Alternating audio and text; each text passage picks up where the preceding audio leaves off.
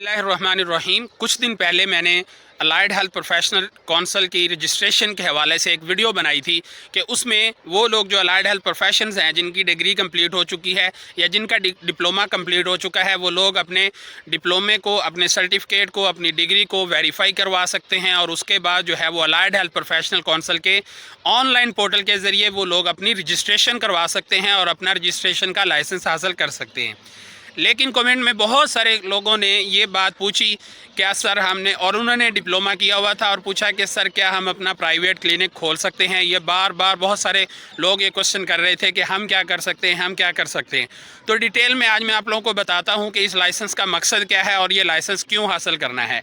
जिस तरह पहले नर्सिंग काउंसिल थी और नर्सिस जो थे रजिस्टर्ड होते थे, यानी जब वो अपनी डिग्री कंप्लीट कर लेते थे या कोई डिप्लोमा करते थे LHV का, नर्सिंग असिस्टेंट का, तो उनको जो है वो एक रजिस्ट्रेशन लाइसेंस या रजिस्ट्रेशन सर्टिफिकेट मिलता था कि ये बंदा जी रजिस्टर्ड है और ये बंदा अब अपनी जो है वो फील्ड के अंदर, अपनी स्कोप के अंदर काम कर सकता है, जॉब कर सकता है, गवर्नमेंट एम्प्लॉय बन सकता है, पब्लिक सेक्टर में काम कर सकता है, इसके अलावा प्राइवेट सेक्टर में काम कर सकता है।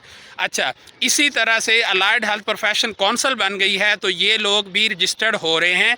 इसका हरगिज़ मतलब ये नहीं है कि आप लोगों को लाइसेंस मिल रहा है कि आप लोग प्रैक्टिस करेंगे, क्लिनिक बनाएंगे, या आप लोग डॉक्टर बन के जो है वो कोई एक डिस्पेंसर बंदा है और उसने डिप्लोमा कर लिया और लाइसेंस ले लिया और वो चाहता है कि मैं अपना प्राइवेट क्लिनिक बना लूँ और पेशेंट चेक करना शुरू कर दूँ। ये इसका हरगिज़ मतलब ये नहीं है।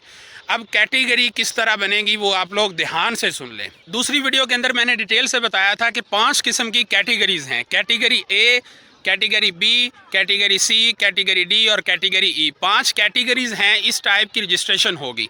देखिए, कैटेगरी ए में वो लोग जो है आते हैं जिन लोगों ने बैचलर डिग्री की है, जिन्होंने BS प्रोग्राम यानी उनके पास 16 ईयर एजुकेशन है, उनको कैटेगरी ए का लाइसेंस मिले। और एक्सपेक्टेड है कि वो लोग जो है अपनी डोमेन के अंदर, अपनी स्कोप के अंदर, चूँकि उनके पास हायर एजुकेशन है, वो ग्रेजुएट्स हैं, वो लोग जो है अपनी स्कोप ऑफ प्रैक्टिस के अंदर रह के काम कर सकते हैं। फॉर एग्जांपल एक BS डेंटल वाला स्टूडेंट है तो वो डेंटल ग्रेजुएट है, डेंटल टेक्नोलॉजी का, तो वो अपनी खिदमात सारी अंजाम दे सकता है किसी न किसी हद के अंदर रह के, अपनी लिमिटेड सोर्सेज के अंदर, अपनी लिमिटेड स्कोप के अंदर वो अपने क्लिनिक के अंदर काम कर सकता है। ये भी अभी काउंसिल के अंदर बातें हो रही हैं ग्रेजुएट्स के हवाले से, कैटेगरी ए लाइसेंस वालों के हवाले से, कि इनको इंडिपेंडेंट करना है कि नहीं करना, क्योंकि बहुत सारे लाइसेंस जो पहले बने हैं उनके ऊपर इनको इंडिपेंडेंट शो नहीं किया गया।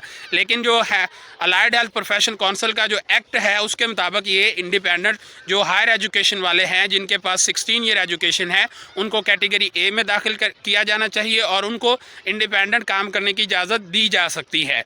और इसी तरह जो कैटेगरी बी वाले होंगे जिन्होंने 14 ईयर एजुकेशन की है, फिर कैटेगरी सी जो डिप्लोमा वाले, बाकी जितने भी हैं कैटेगरी ए के अलावा, वो सिर्फ कैटेगरी ए के अंडर काम कर सकते हैं। वो सुपरविजन में सारे काम करेंगे, वो अपना कोई प्राइवेट क्लिनिक नहीं बना सकते, कोई प्राइवेट जो है वो अपनी प्रैक्टिस नहीं कर सकते किसी भी किस्म की। तो ये आज आप लोगों को क्लियर करने के लिए ये मैंने वीडियो दोबारा बनाई है। बाकी कोई भी क्वेश्चन है तो आप लोग मुझसे डिटेल में पूछ लें। अपनी कैटेगरी ए के हवाले से, कैटेगरी बी के हवाले से कोई क्वेश्चन है तो वो पूछ सकते हैं। Thank you so much.